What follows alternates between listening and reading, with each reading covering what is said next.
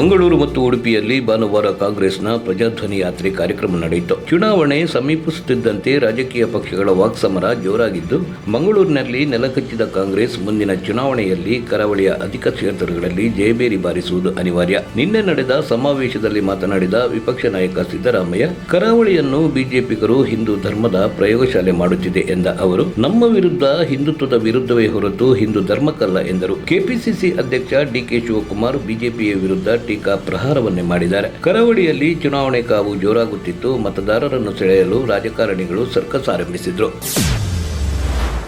ಸಾಮಾಜಿಕ ಹೋರಾಟಗಾರರು, ದಲಿತ ಪಾಲಿಗೆ ಯುವ ನಾಯಕರಾಗಿರುವಂತಹ ಸಂದೇಶ್ ಅವರಿಗೆ ಕನ್ನಡ ಮಾತೃಭೂಮಿ ಸೇವಾ ಟ್ರಸ್ಟ್ ವತಿಯಿಂದ ಪ್ರಶಸ್ತಿಯನ್ನು ನೀಡಲಾಯಿತು. ಇದರ ಬಗ್ಗೆ ಬಹಳ ಹುಮ್ಮಸ್ಸಿನಿಂದ ಮಾತನಾಡಿದ ಸಂದೇಶ್ ಅವರು, ತುಮಕೂರು ನನ್ನನ್ನು ಸ್ವಾಗತಿಸಿದ ರೀತಿ ಬಹಳ ಖುಷಿ ಹಾಗೂ ಸಂತೋಷದ ವಿಚಾರ ಎಂದು ಹೇಳಿದರು. ಇನ್ನು ಮಾತನಾಡಿದ ಅವರು, ಎಲ್ಲೋ ಸಮಾಜದ ಸೇವೆಯನ್ನು ಮಾಡುತ್ತಿರುವ ನನ್ನನ್ನು ಗುರುತಿಸಿ ನನ್ನ ದಲಿತ ಪರ ಹೋರಾಟವನ್ನು ಇನ್ನೂ ಹೆಚ್ಚಾಗಿ ಮಾಡಲು ಪ್ರೋತ್ಸಾಹವನ್ನು ನೀಡುತ್ತದೆ ಎಂದು ತಿಳಿಸಿದರು.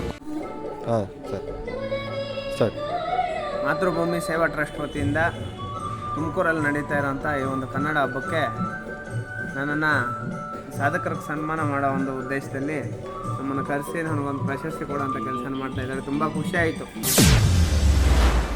ಮೈಸೂರು ಜಿಲ್ಲೆಯ ಟಿ ನರಸೀಪುರ ತಾಲೂಕಿನಲ್ಲಿ ನಿರಂತರವಾಗಿ ಚಿರತೆ ದಾಳಿಯಾಗುತ್ತಿರುವ ಹಿನ್ನೆಲೆ 15 ದಿನಗಳಲ್ಲಿ ಪಕ್ವಗೊಂಡಿರುವ ಕಬ್ಬನ್ನು ಕಟಾವು ಮಾಡುವಂತೆ ಜಿಲ್ಲಾಧಿಕಾರಿ ಡಾಕ್ಟರ್ ಕೆ.ವಿ. ರಾಜೇಂದ್ರ ಸೂಚನೆ ನೀಡಿದ್ದಾರೆ. ಟಿ ನರಸೀಪುರ ತಾಲೂಕಿನ ಹೊರಳಹಳ್ಳಿ ಗ್ರಾಮದಲ್ಲಿ ನಿನ್ನೆ ಚಿರತೆ ದಾಳಿಯಿಂದ 11 ವರ್ಷದ ಬಾಲಕ ಸಾವನ್ನಪ್ಪಿದ್ದನು. ಅಲ್ಲದೆ ತಾಲೂಕಿನಲ್ಲಿ ಚಿರತೆಗಳು ನಿರಂತರ ದಾಳಿಯಿಂದ ಪ್ರಾಣಹಾನಿ ಉಂಟಾಗಿದ್ದು, ಜನರು ಸರ್ಕಾರದ ವಿರುದ್ಧ ಆಕ್ರೋಶ ವ್ಯಕ್ತಪಡಿಸಿದ್ದಾರೆ. ಈ ಹಿನ್ನೆಲೆ ಮುಖ್ಯಮಂತ್ರಿ ಬಸವರಾಜ ಬೊಮ್ಮಾಯಿ ಅವರು ಜಿಲ್ಲಾ ಆಡಳಿತಕ್ಕೆ ಕೂಡಲೇ ಕೂಂಬಿಂಗ್ ನಡೆಸುವಂತೆ ಸೂಚನೆ ನೀಡಿದರು.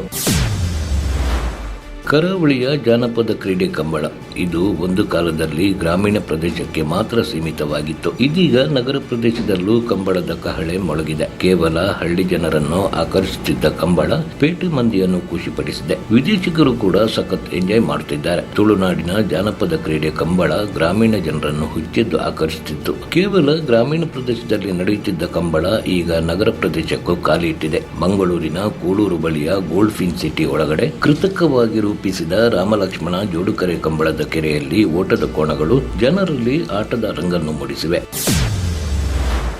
ಆಸ್ಟ್ರೇಲಿಯಾದಲ್ಲಿ ಖಲಿಸ್ತಾನ ಸಂಘಟನೆಗಳು ದಿನದಿಂದ ದಿನಕ್ಕೆ ಪ್ರಬಲವಾಗುತ್ತಿವೆ. ಹಿಂದೂ ದೇಗುಲಗಳು ಹಾಗೂ ಶ್ರದ್ಧಾ ತಾಣಗಳ ಮೇಲೆ ಆಕ್ಷೇಪಾರ್ಹ ಬರಹಗಳನ್ನು ಬರೆಯುವುದು, ಹಿಂದೂಗಳನ್ನು ಛೇಡಿಸುವುದು ಆಗಾಗ ವರದಿಯಾಗುತ್ತಲೇ ಇದೆ. ಇದೀಗ ಮೆಲ್ಬೋರ್ನ್ನಲ್ಲಿ ನಗರದಲ್ಲಿರುವ ಇಸ್ಕಾನ್ ಸಂಸ್ಥೆಯ ರಾಧಾಕೃಷ್ಣ ದೇಗುಲದ ಮೇಲೆ ಆಕ್ಷೇಪಾರ್ಹ ಮತ್ತು ಅವಮಾನಕಾರಿ ಬರಹಗಳನ್ನು ಬರೆಯಲಾಗಿದೆ. ಪದೇ ಪದೇ ನಡೆಯುತ್ತಿರುವ ಇಂತಹ ಬೆಳವಣಿಗೆಗಳಿಂದ ಜನರು ಭಯಭೀತರಾಗಿದ್ದಾರೆ. ಕಳೆದ 15 ದಿನಗಳಲ್ಲಿ ಹಿಂದೂ ದೇಗುಲಗಳ ಮೇಲೆ ನಡೆದ 3ನೇ ದಾಳಿ ಇದಾಗಿದೆ. ಜನವರಿ 12, ಜನವರಿ 17ರಂದು ಈ ಹಿಂದೆ ಇದೇ ಮಾದರಿಯಲ್ಲಿ ದೇಗುಲಗಳ ಮೇಲೆ ಆಕ್ಷೇಪಾರ್ಹ ಬರಹಗಳನ್ನು ಬರೆಯಲಾಗಿತ್ತು. ಜನವರಿ 12, ಜನವರಿ 17ರಂದು ಈ ಹಿಂದೆ ಇದೇ ಮಾದರಿಯಲ್ಲಿ ದೇಗುಲಗಳ ಮೇಲೆ ಆಕ್ಷೇಪಾರ್ಹ ಬರಹಗಳನ್ನು ಬರೆಯಲಾಗಿತ್ತು. ಈ ಘಟನೆಗಳಿಂದ ಎಚ್ಚೆತ್ತಿದ್ದ ಇಸ್ಕಾನ್ ದೇಗುಲದ ಆಡಳಿತ ಮಂಡಳಿಯು ಸ್ವಯಂ ಪ್ರೇರಿತರಾಗಿ ಭದ್ರತೆಯನ್ನು ಹೆಚ್ಚಿಸಿಕೊಂಡಿತ್ತು.